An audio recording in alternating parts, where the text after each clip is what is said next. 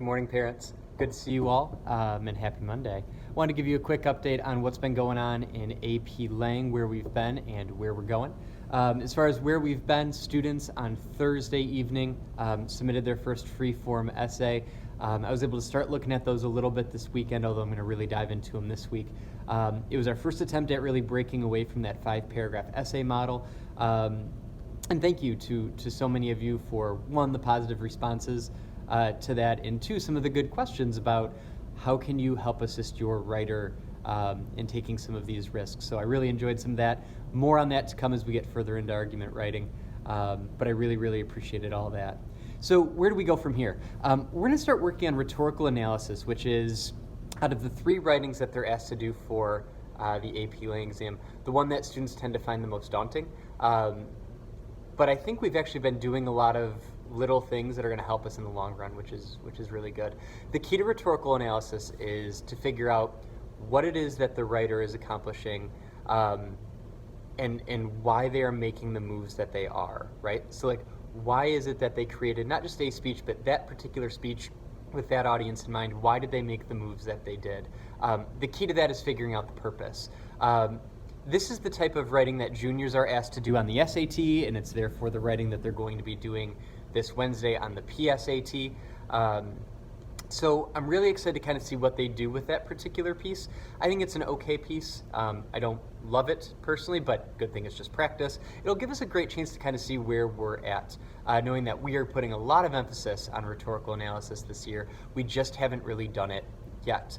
And speaking to that, a few people might be wondering, why didn't we start with rhetorical analysis if, that's when the PSAT is, or I guess I should say when the PSAT is falling. Really, it comes down to this. We've been doing a lot of this work already and just not calling it rhetorical analysis.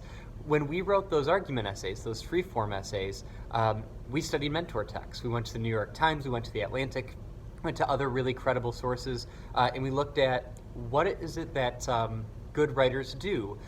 How do they break the 5-paragraph model? What are some of the moves that they make? What is the writer trying to accomplish? What are those moves most helpful to helping him or her get there? What do you notice about structure? Those questions are rhetorical analysis. We just haven't been calling it that. And we didn't write an essay on those particular moves. What we did is we wrote an essay inspired by those moves, so we could kind of take those lessons, put them into our own.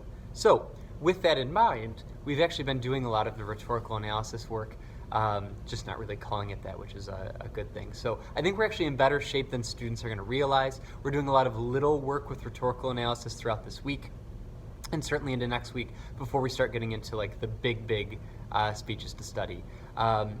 So with that in mind, check in with your student today, see how the early rhetorical analysis work is coming. Ask them about the short speech that they studied Friday and that we went over today. It was from Chief Joseph. It was his surrender to General Howard. It's a really short speech. Ask them how it was more than just a surrender. If all Chief Joseph did was wave a white flag and say, "I surrender," we wouldn't be studying it. So there must be more there, right? So it's more than just a surrender. What was he hoping to accomplish with that particular surrender? Who was his audience? Certainly General Howard, but his people were part of that audience too. He was speaking to kind of multiple audiences, so that informs his choices. These are the things we'll start thinking about.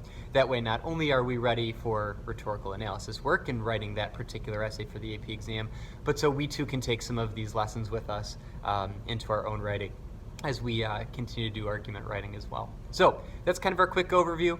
Wrapped up some argument stuff. We'll continue to have that be a thread that kind of runs itself throughout. And now we'll start working on that rhetorical analysis, and I'm excited to see what students do with it. Have a great week. Check in with your students, see how it's all going, and then I hope to see you next week as parent-teacher conferences are next Thursday, I believe, next Thursday. So hope to see you next Thursday, and thank you again for all the response. If there's anything that you would like me to clarify or anything you'd like from these videos that maybe I'm not doing, please don't hesitate to let me know.